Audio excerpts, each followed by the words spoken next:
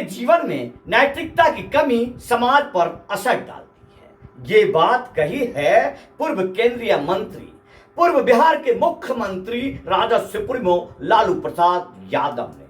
यही बात शायद धृतराष्ट्र ना कर सके, जिनको संरक्षित करने वालों में, जिन्हें सलाह देने वालों में धर्म के पुरोधा धर्मात्मा धर्मराज विदुर थे, जिनके संरक्षण में, जिनको छत्र छाया देने के लिए वो थे जिन्हें भीष्म पितामह कहते हैं, जिनका शिक्षा दीक्षा भगवान परशुराम और राजनीतिक महान गुरु बृहस्पति भगवान के संरक्षण में हुआ, जिनकी संरक्षित किया, जिनका लालन पालन और पोषण किया माता गंगा ने, जो महान धर्म राजा संतानु के पुत्र थे। लेकिन ये बात शायद नहीं कह पाए, जिसके वजह से महाभारत युद्ध हुआ।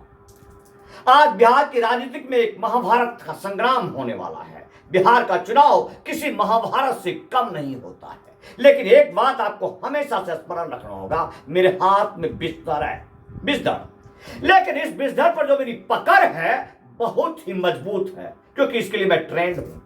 मेरा जो अंगूठा है एकदम बिस्तर, हमारे महाकाल के स्वरूप इस बिस्तर के अंदर से एकदम मजबूत पकड़ के साथ लगा हुआ है, और हमारा पांचों उंगली यहां ऊपर तर्जना, बीच में मध्यमा और अनामिका और फिर कनिष्ठा इस तरह से जकड़ी हुई है कि हमारे बिस्तर हिल भी नहीं सकते हैं, और हम मात्र पूछ को पकड़ के इनको जो मर्जी वो कर सकते हैं। आपकी पकड़ ऐसी होनी चाहिए, चाहे समाज हो या फिर नैतिकता के आधार पर संचालित होने वाले उस स्तंभों की जिम्मेदारी हो जिसे आप पार्टी की जिम्मेदारी कहते हैं। लालू प्रसाद के द्वारा किए गए इन कार्यों की अगर मैं थोड़ा सा विश्लेषण करने लगा, हो सकता है बहुत लोग गाली देने लगेंगे, बहुत लोग ये कहेंगे कि लालू प्रसाद चोर है, बहुत लोग कहेंगे चारा खाया है।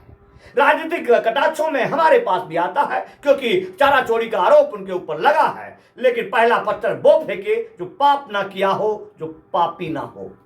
अब हम शुरू करते हैं एक ऐसे संदर्भ को लेकर के। बिहार में एक बहुत बड़ा राजनीतिक भूचाल आ गया, और इस भूचाल का नाम है तेज प्रताप यादव बनाम अनुष्का यादव, जो कि इनकी लव स्टोरी की जो दस्तान है, छोटी तो तस्वीर में आप देख रहे हैं, जिसके संदर्भ में जो बात फैला और साफ तौर पर उन्होंने पहले तो सोशल मीडिया पर डालकर उन्हें डिलीट कर लिया। लेकिन हमारी ये जो सोशल मीडिया है, आप जिन लोगों को गालियां देते हैं, धमकी देते हैं, मिटा लेते हैं, बुर्का डालकर रखते हैं, लेकिन ये बात आप समझ लीजिए कि आप कहीं से भी बच नहीं सकते हैं, क्योंकि सिर्फ और सिर्फ आप इसलिए बचते हैं कि हमारा जो प्रशासन है वो किसी न किसी वजह से किसी नेताओं के अंगोश आगोश में आकर के वो धृतराष्ट्र की तरह पट्टी बांधे हुए हैं, जिसकी वजह से, या फिर माता गंडारी की तरह पट्टी बांधे हुए हैं, और सिर्फ अपने पति प्रशासन नेताओं के प्रशासनिक संरक्षण का एक दबाव बनाने के लिए इस प्रकार की कार्य करती है, अन्यथा जरूर पकड़े जाएंगे। लेकिन उसके कारण में बहुत सारे सवाल उठाए। उन्होंने जिस बात को मजाक में लिया वो भूल गए कि उनकी जो शादी हुई थी बिहार के पूर्व मुख्यमंत्री दारोगा प्रसाद राय की बेटी से। मैं उनका नाम ना लेकर के, क्योंकि आप उनके नाम की बात करें तो आपको अमिताभ बच्चन की पुत्र वधू और विश्व सुंदरी की भी बात आ जाएगी। लेकिन मैं आपको याद दिला दूं कि वो सबसे पहले एक ऐसे व्यक्ति के पुत्री थे जो महान समाजवादी नेता बिहार के पूर्व मुख्यमंत्री दारोगा प्रसाद राय। अब बात करता हूं मैं कि जब उनके प्रेम प्रसंग की बात आई, उस प्रेम प्रसंग के बीच का जो ड्यूरेशन है, उस ड्यूरेशन में पूर्व मंत्री तेज प्रताप यादव जी का जो वो प्रसंग है, जो शादी का प्रसंग है, और शादी के प्रसंग के बाद इनका जो सामाजिक तौर पर इनका जो मेल मिलाप नहीं हुआ और इनके पति पत्नी के बीच में बनाव नहीं हुआ, जहां से बहुत बातें निकल कर आई, जहां पर राबड़ी देवी जी के जो कि एक कुशल गृहिणी है और बिहार की पूर्व मुख्यमंत्री रही है, उनके ऊपर भी प्रश्न चिन्ह लगे।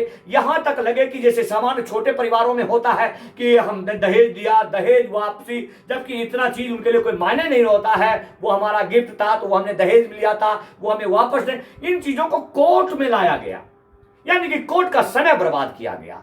लेकिन अब आप लीगल तौर पर जब बात करेंगे, अगर स्वीकार करते हैं तेज प्रताप यादव जी कि आपकी शादी हुई है, आपका इनके साथ लव अफेयर है, तो एक इतनी शिक्षित, एक शिक्षित महिला और जो कि एक इतने बड़े सामाजिक कार्य का सामाजिक अफरोधा दारोगा प्रसाद राय की पुत्री है, जो कि कह सकते हैं कि बिहार में समाजवादियों के श्रेणी में यदि खड़ा किया जाए तो इनका भी एक स्थान आता है।